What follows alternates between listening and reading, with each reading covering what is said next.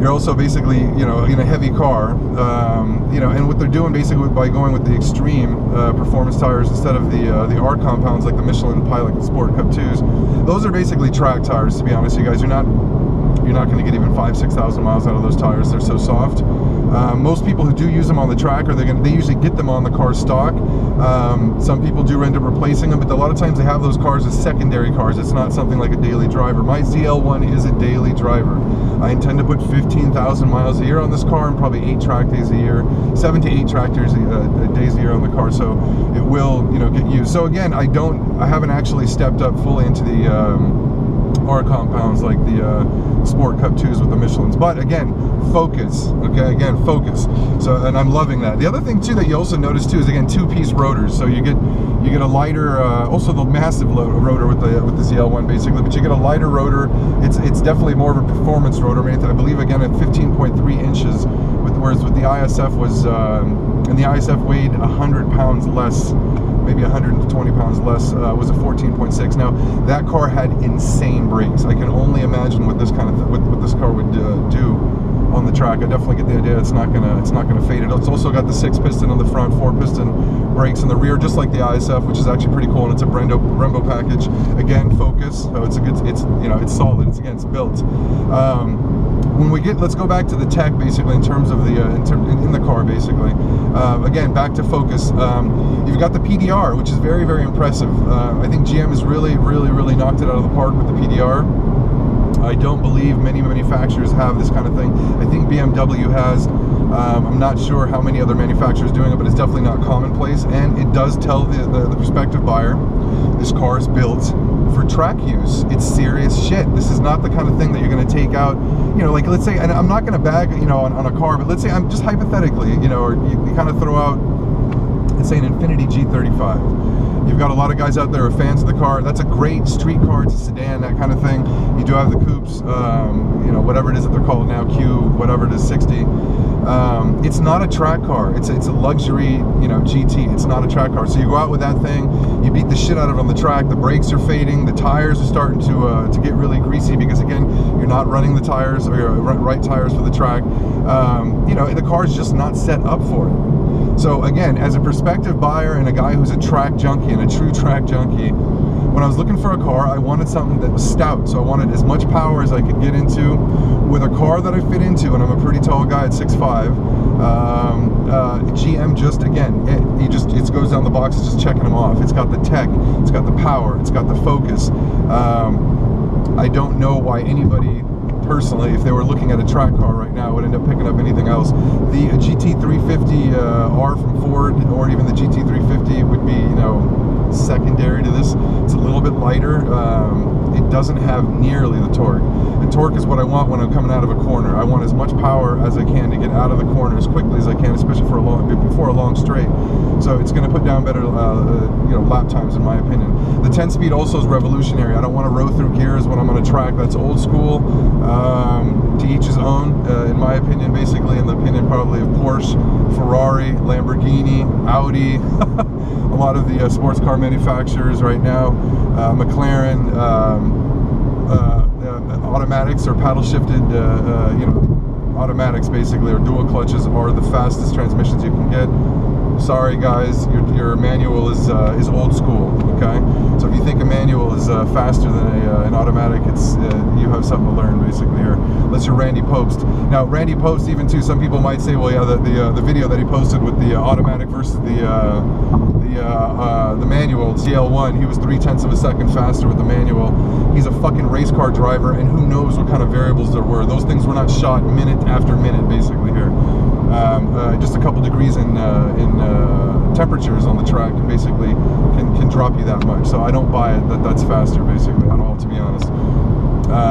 Now the 1LE, if you've listened to the interview that Al Oppenheiser did, excuse me if I'm pronouncing his name incorrectly, that he did with some people basically, he described, or he mentioned the reason that the 1LE package came with the manual was because he was afraid that he was going to have people go ahead and order, these ballers were going to call the dealership and order the Camaro, and they wanted the hardcore one with everything on it, and that they would get it and find out that it rode like shit and that they didn't like it and it was really stiff, and they'd be really upset with the car after buying a $75,000 or $73,000 Camaro. So he said he wanted to make sure that the people who bought the 1LE were hardcore, you know, like the real track guys, basically.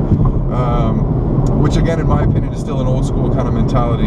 You cannot shift a manual transmission as fast as these new modern transmissions can shift. I'm sorry, you can't. Unless you're a race car driver, it's just not going to happen. And even then, I still don't buy it. That's why the real race car, the real performance cars don't come with manuals anymore, you guys. Porsche broke down and made them because all the old guys who buy them and the purists, they demanded basically to get them. But everybody knows it's a slower car. It is what it is. Anyways, again, back again to tech and focus. 10-speed transmission, lightning fast shifts, amazing development of the car basically, and this car was designed to be a giant killer. The closest thing that I can liken this car to would be basically the GTR back in the day. When it came out, it just kicked the shit out of everything for its price. Now, the market, it's not as fast as the GTR currently. The GTRs are under 3 seconds, 0 to 60. I don't know exactly what the quarter-mile times are, but again, in terms of focus and development and power, you've got a 0 to 60 time on the ZL1 of 3.5 seconds, quarter-mile time 11.4 seconds. That's insane for a car that weighs 3,900 pounds and change. I mean, absolutely amazing. In terms of the Nürburgring lap times, which is kind of like the measuring stick of all modern sports cars. Nice power, obviously. I love this goddamn thing. But yeah, in terms of the big measuring stick that most manufacturers are going to be using right now, which is the Nürburgring lap times for any real sports car, basically. I mean, it's kicking the shit out of any last-gen exotic car. Let's say anything from fucking 4 years ago. It will destroy it. Any of the older Ferraris, including the 458. It kicks the shit out of some of the Pagani times, some of the older GT2 RSs even, which is insane. Especially a car with that kind of track focus from a manufacturer like Porsche. I mean, that's insane. So again, the resume is there. When you compare it, let's say, to the GT350, which is the #2 boy right now, it doesn't have the kind of torque. It's got the sound, which I really enjoy. The seats fucking feel like I'm sitting like inside an airplane seat as a big guy, basically. I mean, the bolsters are so high, the seats are not comfy if you're a big guy. Whereas the Camaro, I just felt like, yeah, you get in it, the bolsters are still very high, but they get a little bit of an angle, so it doesn't feel as uncomfortable, basically, here. So, in terms of comfort, it sold me. In terms of tech, it sold me. Fit, it sold me. That's another thing, too, that I keep mentioning to people. In terms of my size, I'm 6'5", I'm almost 300 pounds, right around 300 pounds, pretty big guy. When I sit in this car, the driving position, when you're on a track, anybody who's done any kind of serious lap time, or excuse me, track time, you know the appropriate driver position is seat up, arms on the wheel, okay? You know, the appropriate driving position, basically, which is going to be your 9 and 3. And then you want your arms bent. That's an important thing to remember. The arms should be bent. And the reason that's supposed to be that way is because if you need to countersteer or correct any kind of, oversteer, understeer, anything like that, you need the ability to counter quickly, and you need basically throw. You need the ability to have some throw in your arms to be able to do that, and to do it safely and very quickly. So again, appropriate driving position at 6'5", 300 pounds. I mean, that's fucking insane. And I mean, bottom line, come on, let's be real, you guys. A lot of us fucking Americans are tall people. A lot of us Americans are, on the juicy side, you know what I mean? I'm not going to call everybody heavy out there, but, not everybody out there is 6'4" and 180 pounds. Some of us are big guys, basically. I used to work out quite a bit, and I still do. It's kind of more on and off now, basically, but I used to work out quite a bit.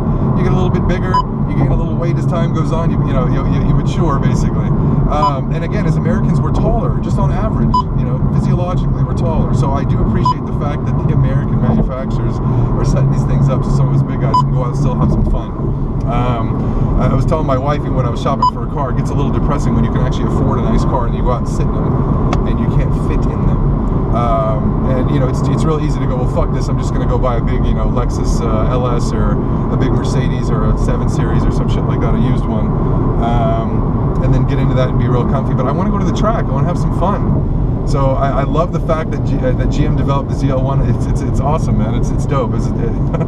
As a big American guy, basically, I can still have the hardest core performance, even better than the GT350R, basically, and I still can fit, and it's still basically a daily driver, or daily drivable, excuse me, and it's a GT. It's got that GT side where I can take a long ride and cruise, basically, nice and comfortable. So awesome car, you guys. If anybody out there is looking at one of these cars or thinking about it, or even just questioning, I wonder what those things are actually like. I'm telling you right now, as a guy who used to say a lot of negative shit about GM, you guys, they've really stepped it up. I was kind of the foreign car snob.